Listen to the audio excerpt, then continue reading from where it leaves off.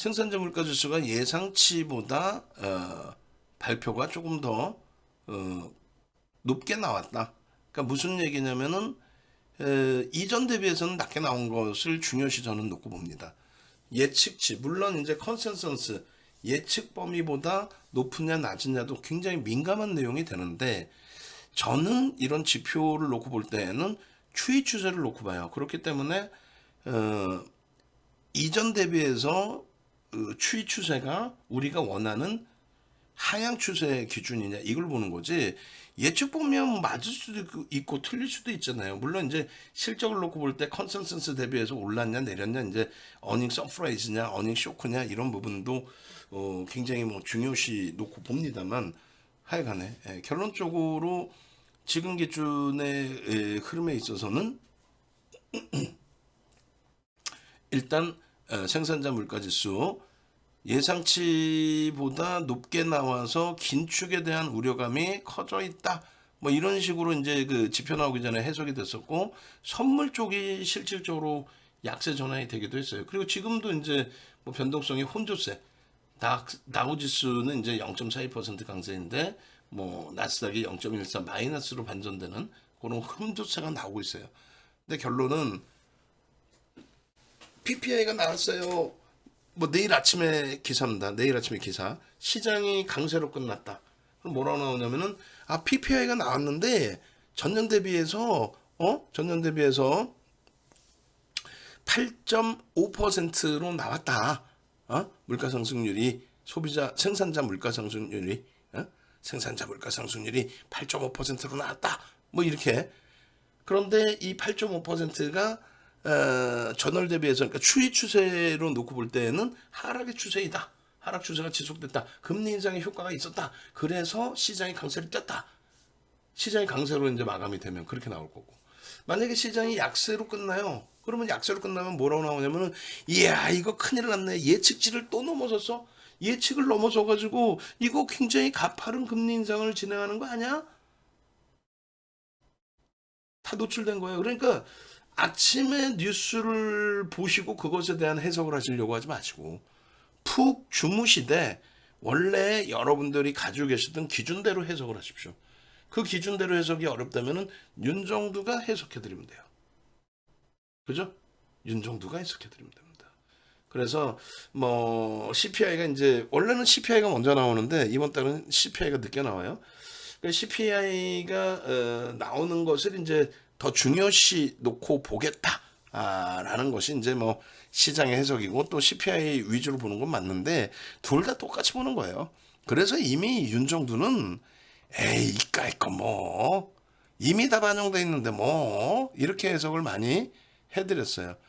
그래서 실질적으로 한번 이제 그 보시면 우리가 이제 지표 부분을 보는 게, 이 업체가 제가 볼 때는 좀 불법이라기보다는 뭐라고 그래야 돼요? 우리나라 쪽에 제재를 좀 안 받는 것 같은데, 하여 내용은 굉장히 많이 가지고 있어요. 예전에는요, 미국 지표나 이런 부분을 다 놓고 보려면은 뭐 미국 실시간, HTS가 요즘은 많이 좋아져 있지만은 예전에는 그렇지 않았기 때문에 미국의 실시간 그 지수 등락이나 이런 걸 보려면은 결과적으로 미국의 이제 지표를 보여주는 사이트를 들어가서 놓고 봤었는데, 지금은 이제 대부분이 investing.com을 많이 쓰는 것 같아요.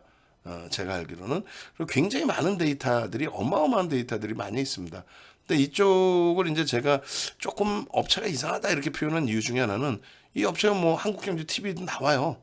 근데 좀 이상하다 하는 이유는 우리나라에서 불법으로 규정한 그러한 그 뭐 파생 업체들까지 전부 광고를 받고 연결을 해줘요. 우리나라에서는 불법으로 지정한 업체를.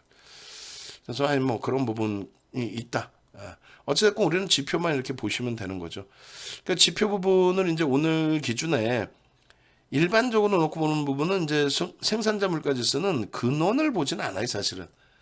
근원 생산자 물가지수는 뭐 보기도 봅니다만, 전년 대비 보기도 봅니다만, 일단 근원에 대한 의미는 그렇게 안 줍니다. 그러니까 근원이라는 거는 말씀드린 것처럼 근원 생산자 물가지수는 이 에너지와 식품을 제외한 나머지 부분을 얘기해요.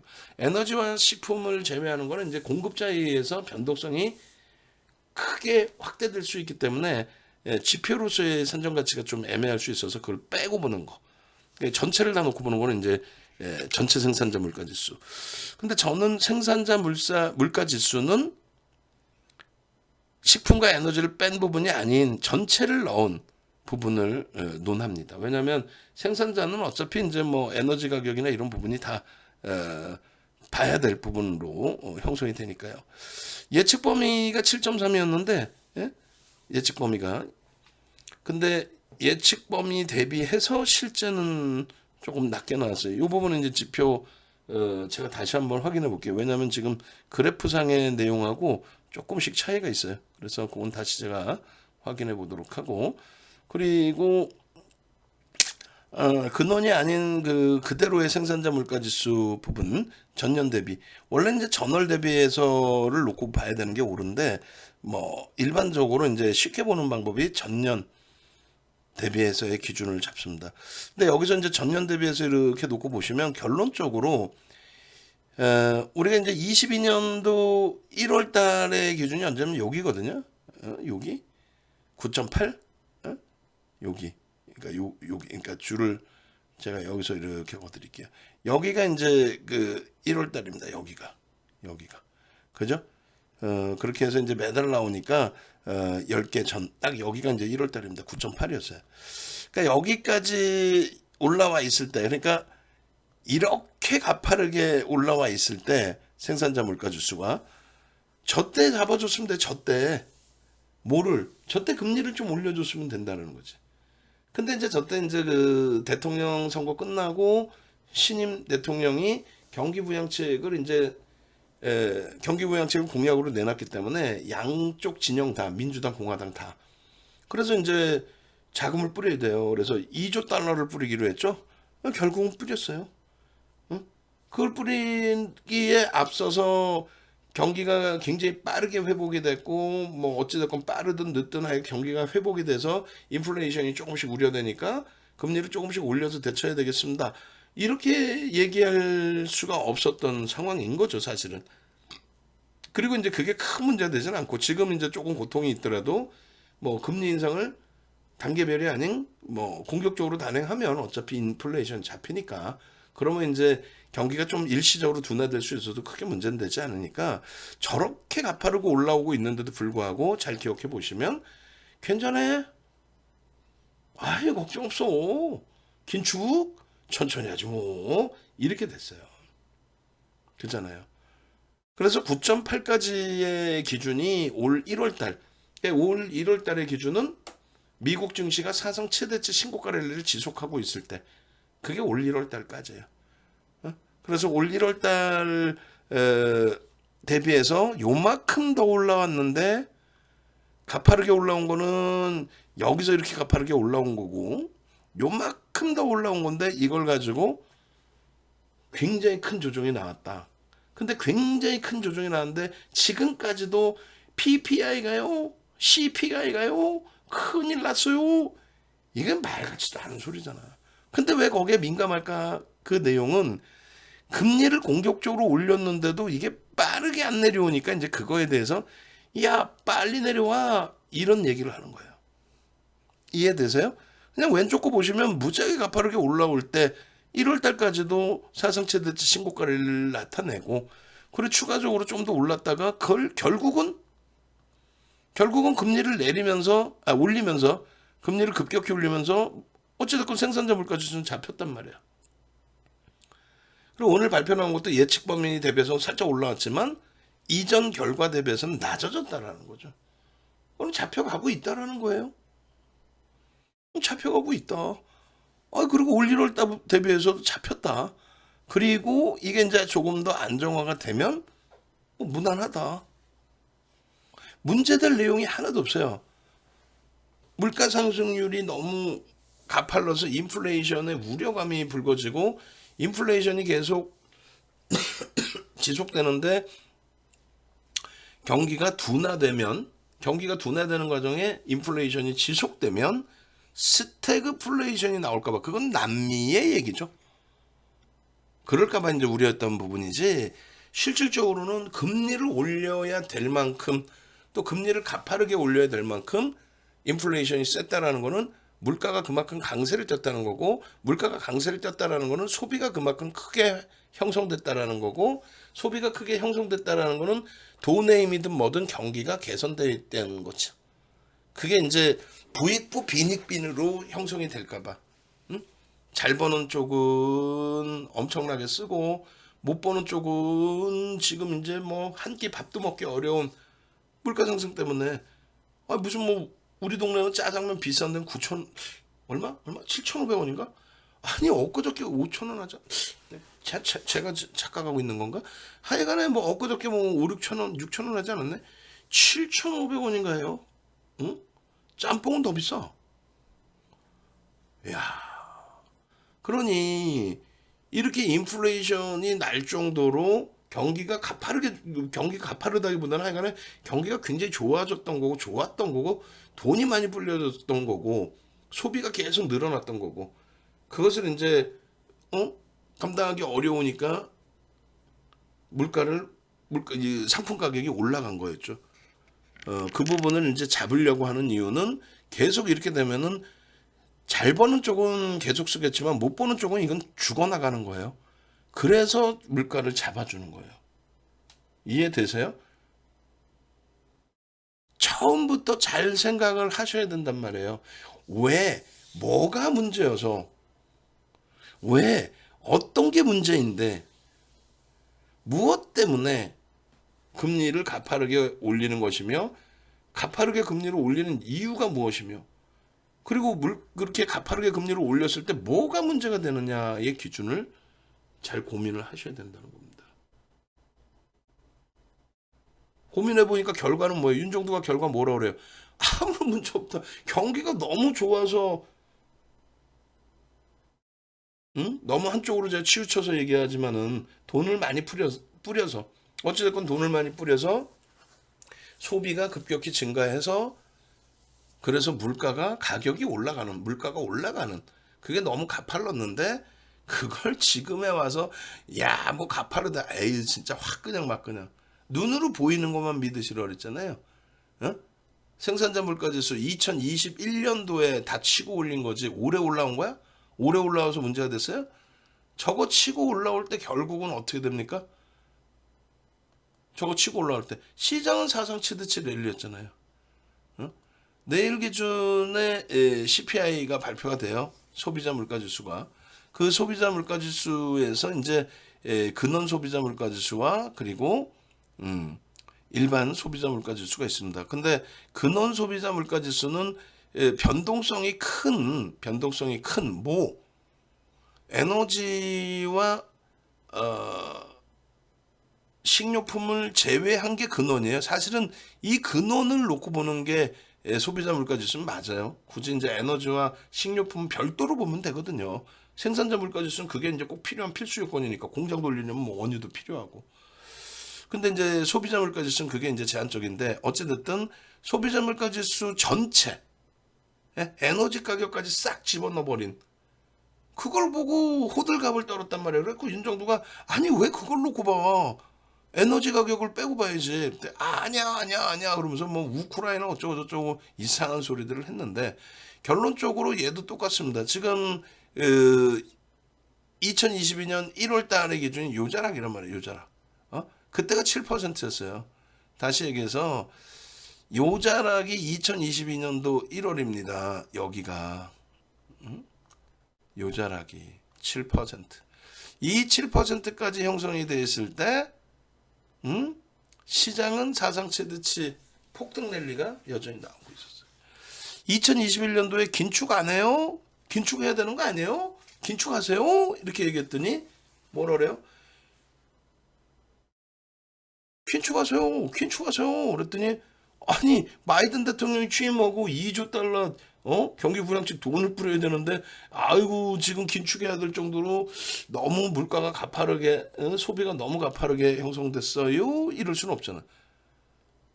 그래서였던 건지 하여간에 굉장한 비둘기파, 파월 의장이 아유 물가 안 올려도 돼요. 금리 안 올려도 돼요. 우리는 견딜 수 있어요. 아유 이까짓 거 뭐. 그러면서 저 엄청난 강도의 인플레이션을 뭐 이겨낼 수 있는 범위다라고 설정을 한 거죠. 그러고 나서 실질적으로 돈이 더 뿌려졌고 경기 부양책에 의해서 7%까지 가파르게 올랐는데 이때까지 금리 뭐 손 안 댔고 결론은 이 7% 위에서 이제 손을 댄 거죠. 근데 금리를 올리는데 안 잡혀. 그럼 왜 그럴까요? 아니 잘 생각하시라니까 진짜. 금리를 급격히 올리는데도 물가가 안 잡혀요. 왜 그래요? 아 그까이 거 금리 올리면 어때? 나 돈을 많이 벌었는데 이번에. 일해서 벌었든 뭘해서 벌었든 재난지원금에서 돈 벌었잖아. 코로나19 재난지원금 나왔어. 또 뭐 한다고 돈 나왔어. 이것도 장난 아니에요. 뭐 동네 창피한 얘기지만은 초등학생이 아니라 초등학교 동창생 도와준다고 족발집 내줬더니 쫄딱 망했어. 그 족발집 쫄딱 망하면 또 그거에 대해서 정부 지원금이 막 엄청나게 나오더만. 근데 그 지원금 받을 생각은 못하고 쫄딱 망해가지고 망한 상태에서 그냥 폐업을 해버렸어. 농담이 아니라. 얼마나 짜증스럽습니까? 어찌됐건 다 떠나서 자영업 하시는 분들 뭐 힘들고 다 하지만은 결론적으로 그 전체 통화가 굉장히 많이 늘어난 거예요. 재난지원금을 이렇게 뿌리면서. 그러다 보니 지금은 이제 뭐 아파트 가격이 꺾이고 있다고는 하지만 상상을 초월하게 집값이 올랐잖아요. 그죠? 그리고 주식시장도 상상을 초월하는 거래대금. 응? 2005년도 이전에 죄송합니다. 2020년도 이전에 5조 미만의 거래대금인 날들이 좀 있었어요. 그러던 5조 미만의 거래대금이 실리던 그런 그 흐름도 있었는데 아니 세상에나 2021년 1월 11일 날 44조 4천억 2020년 1월 2일이 마지막 5조 미만인데 2020년 1월 2일 날 4조 7천억 터졌거든요. 근데 2021년 1년 뒤 2021년 1월 11일 날 44조 4천억이 터집니다. 그 정도로 돈이 많이 뿌려진 거예요. 그래서 그 유동성 때문에 물가가 오를 수밖에 없었고 그걸 금리 등의 인상을 통해서 시중 자금을 조금 빨아당기는 그래 축소시키는 그런 흐름을 가져갔어야 되는데 엄청난 비둘기파 버너기 교장이 엄청난 비둘기파 성향을 나타내면서 금리 인상을 안 했죠. 그러고 나서 이제 여기서 금리를 인상했는데 왜 빠르게 꺾이지 않느냐라고 이제 그 부분에 대해서 우려감을 표한 거고 그 부분의 우려감보다도 실질적인 거는 그러니까 전체 경기에 대해서 주식시장에 참여하시는 분들이 전체 경기에 대해서 우려하는 게 아니라 여러분 가슴에 손 얹고 경기에 대해서 우려해요? 거짓말쟁이들. 물가 오른 것도 물가 오른 거지만 내 종목이 깨질까 봐 걱정하는 거잖아요. 경기 동향에 대한 우려가 아니잖아요. 내 종목이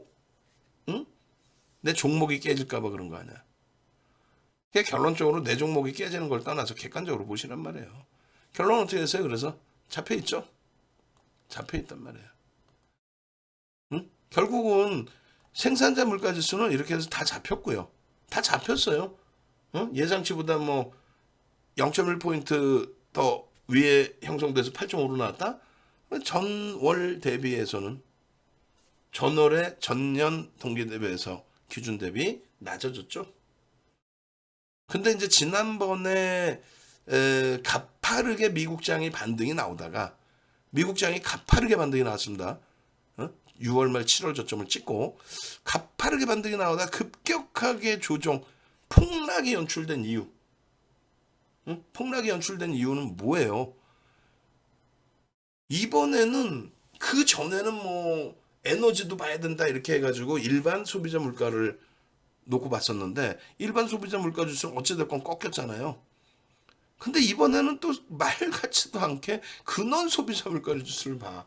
그러니까 에너지 가격이 80불까지 조정을 받았고 식료품 가격이 좀 안정화를 찾다 보니 이제는 이제 공산품 가격이 오르다 보니까 그 부분에 대해서 이제 이렇게 소비자 물가 지수가 잡힌 게 아니라 더 올랐어. 야, 이것도 자이언츠 스텝 0.75% 포인트를 올리겠구나. 75bp를 올리겠구나. 이렇게 된 거죠.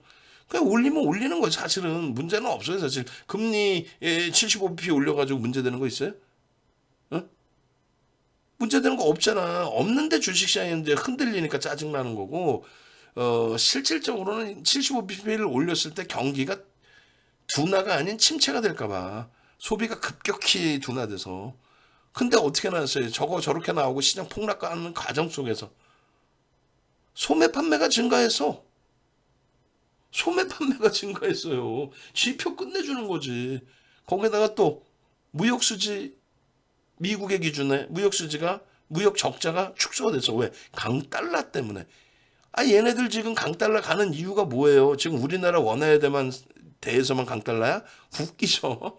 달러 인덱스의 강달러는 일본 엔화, 유로화, 그리고 파운드화, 우리나라 원화 어떻게 돼 있어요?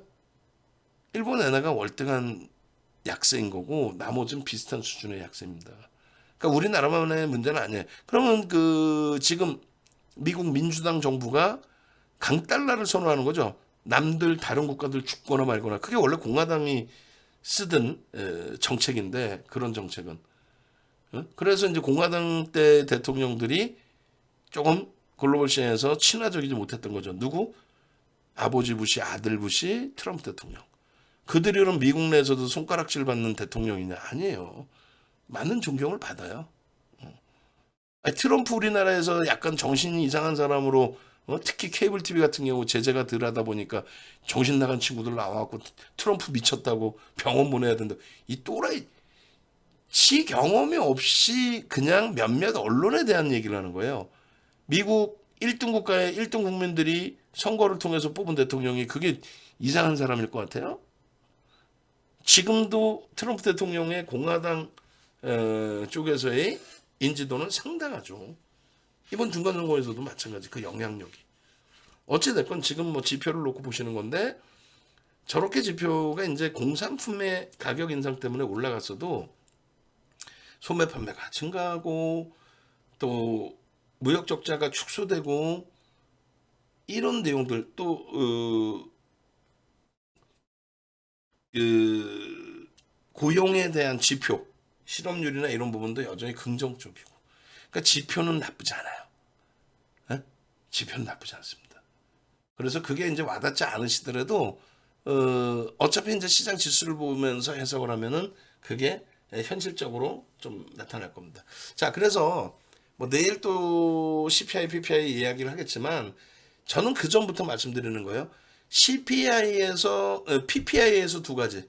PPI에서 근원과 일반 PPI 둘 다 하향입니다.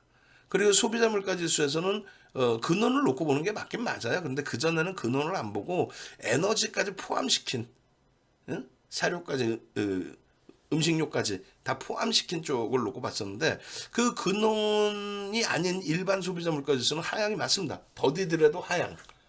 근데 이제 근원 쪽이 에너지와 식료품을 빼고 놓고 본 건데 공산품 가격이 올라가다 보니까 근데 이제 금리를 더 올리게 됨으로써 경기는 소폭의 둔화의 길을 걷고 있죠. 그러다 보니까 소비자 물가 지수는 안정화가 될 가능성이 훨씬 높다. 그럼 지금의 금리 수준이 어느 정도냐라고 했을 때 2004년 6월부터 2006년 6월까지 금리를 올리던 시점 그때 대비해서 그때 이제 금리 올릴 때 얼마까지 올렸어요? 5.25%까지 올렸어요. 그러니까 17번 올려서 425bp를 올렸습니다. 그러니까 4.25%포인트를 올렸어요. 1%에서. 그렇게 돼서 이 금리가 뭐 어마어마하게 형성이 됐던 거죠. 그래서 이거 땡겨서 보시면은 이런 기준입니다. 이런 기준입니다. 그래서 요렇게 그냥 볼까요? 요렇게. 요게 뭐냐면은 굉장히 좀 작게 보이실 텐데 여기서부터 여기까지가 단 한 번도 안 쉬고 단 한 번도 안 쉬고 금리를 올린 거예요. 단 한 번도 안 쉬고 2004년 6월부터 2006년 6월까지 1년에 FOMC 8번 열려요. 그러니까 2년 연속이니까 16번. 그리고 한 번 더 올리죠. 2004년 6월이 껴있으니까 6월부터 6월까지니까. 그러니까 17차례. 1% 바닥금리에서 17차례 4.25%포인트 425bp를 올려서 5.25%까지 올라온 겁니다. 그러면 여기서도 이렇게 뭐 단계별로 이렇게 올라왔는데 그러면 이제 충격이 없어요. 이때 어떻게 됐어요? 이때 금리 인상 시기에 폭등 랠리. 금리 내려서 경기 부양할 때 폭락. 금리 언제 내려요? 이 정신 나간 친구들이 얘기하는 거예요. 왜 그 친구들 얘기를 들어요? 금리 내릴 때 폭락이야. 이게 리먼 때 아닙니까? 서프라임 터지고 리먼 때. 이거는요. 중간선거 앞두고 트럼프 대통령의 굉장히 강력한 어필에 의해서 금리를 낮췄고 뭐 경기도 좀 둔화된 부분이 있었고요. 그리고 코로나19 때문에 제로금리로 순식간에 회귀가 됐고.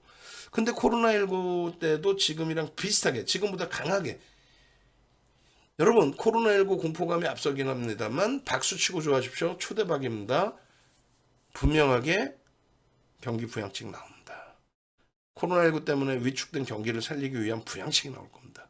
지표는 사실상 순간적으로 좀 꺾이긴 했어도 둔화된 수준인데 자금이 풀어져서 어마어마할 겁니다. 그렇게 얘기했죠. 그렇게 해서 실질적으로 시장은 뭐 엄청난 강세를 띄었어요. 그런데 그 지표보다도 월등히 지표도 긍정적이었고 돈도 더 풀렸고 그러면 아까 보신 것처럼 그 경기가 살아났다. 그래서 인플레이션이 가팔라졌다. 지갑이 막 열리기 시작했다.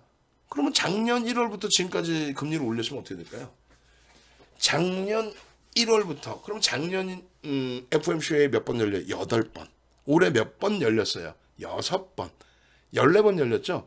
14번 곱하기 25bp씩 올렸다. 그럼 얼마? 3.5%입니다. 그럼 제로금리에서 3.5%의 금리가 형성돼 있는 수준이 되었을 것이라는 거예요. 그럼 지금처럼 가파르게 올렸다라는 것에 대한 충격이 없었을 겁니다. 그죠? 연착륙으로 계속 갈 수 있었는데 뭐 작년에 어찌됐건 뭐 제가 말씀드리는 이런 내용들을 주장하는 학자들도 꽤 있으시죠.